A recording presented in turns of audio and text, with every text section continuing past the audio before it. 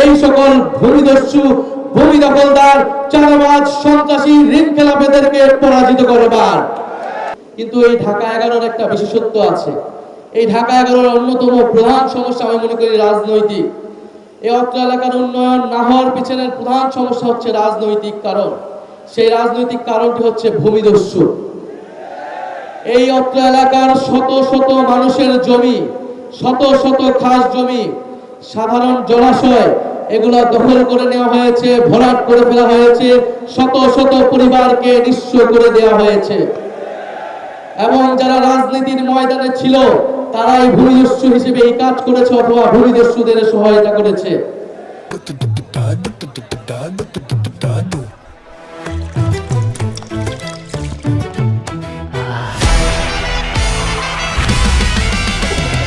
আজকে সন্ধ্যা দিবা সোনা গুনিয়া গুনিয়া রে, আজকে সন্ধ্যা দিবা সোনা গুনিয়া গুনিয়া রে, আজকে সন্ধ্যা দিবা সোনা গুনিয়া গুনিয়া রে, আজকে সন্ধ্যা দিবা সোনা গুনিয়া গুনিয়া, আজকে সন্ধ্যা দিবা সোনা গুনিয়া গুনিয়া।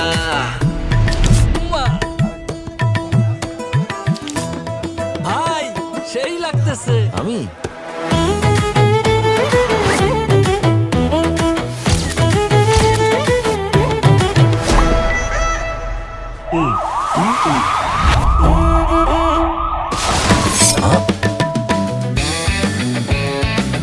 অনেক তো হলো, এখন থেকে চাঁদাবাজি কিংবা যে কোনো অন্যায় দেখলে সাথে সাথে ছবি, ভিডিও, ভয়েস কিংবা টেক্সটের মাধ্যমে পাহারাদার অ্যাপে জানিয়ে দিন। ব্যবস্থা গ্রহণ করা হবে মাত্র 24 ঘন্টার মধ্যে। নিরাপদ বাংলাদেশ গড়ার লক্ষ্যে আমরা প্রত্যেকে এক একজন দায়িত্বশীল পাহারাদার। অন্যায় অপরাধের অভিশাপ দূর করার লক্ষ্যে আপনার এবারের ভোটটি হোক দাঁড়িপাল্লার লক্ষ্যে।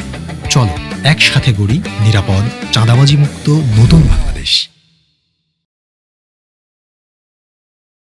এই অত্র এলাকার গত 30 বছরের ইতিহাস হচ্ছে ভূমিদস্যুদের ভূমি দখলের ইতিহাস, জমি দখলের ইতিহাস, নদী দখলের ইতিহাস। 5ই আগস্টের আগে যারা প্রধান দুই দল হিসেবে পরিচিত ছিল তাদের এখানের স্থানীয় নেতারাই গত 30 বছর ধরে ভাগ বাটোয়ারা করে এই ভূমি দখল করেছে। তারা রাজনৈতিক কারণে বিরোধিতা দেখিয়েছে, ব্যবসায়ী স্বার্থে সবসময় তারা ঐক্যবদ্ধ ছিল এবং জনগণের বিরুদ্ধে ছিল।